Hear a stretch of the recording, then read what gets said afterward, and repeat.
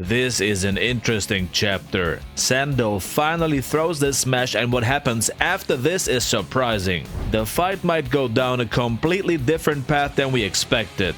Let's dive into it. The smash is flying towards Ricardo's head. Now we can see his hand from up close. He is getting ready to counter Sendo, like many of you predicted in the comments. Will he counter Sendo and end the fight? Look at this. We see him throw the smash. Look at the angle. Compare that with the smash he threw in the first round. They're different. And last millisecond, Ricardo decides not to punch and to guard instead. His eyes are locked on Sendo's left hand.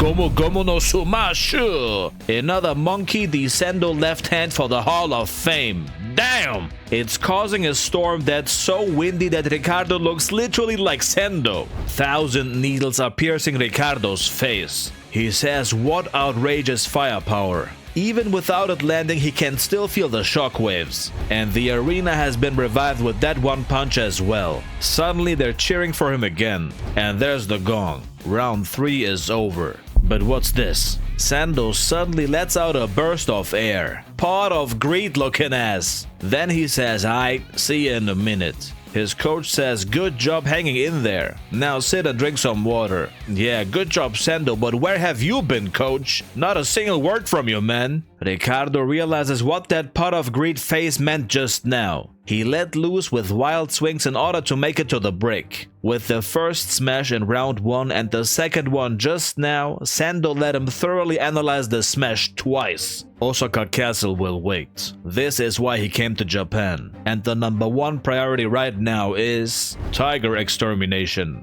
Bro looks cold as ice. And he's not even breathing heavily. The crowd chants support for Sendo, but they also say he hasn't even landed yet. He shouts back at them. At least he's in high spirits again. That's a good sign. His coach says, "Don't waste energy. How about you use some energy to give him some advice, bro?" And then Sendo drinks some water. This will be important in a second. He says, "You're right. This is the world. That's the strongest man in the world." But back to Miyata and Ippo. Miyata says Ricardo stopped after he entered the motion for a counter. He saw a slightly different smash than the one Sendo threw in the first round. He's aiming for the counter. Imura crashes out like she's completely new to boxing journalism. She says he'll counter the smash? What do you mean? Miyata says, "Makonuchi, you think so too, right?" But Ippo is absolutely done. Cooked. He looks like a dead frog. Maybe Sendo's smash hit him by accident. Turns out he forgot to drink water and forgot to breathe.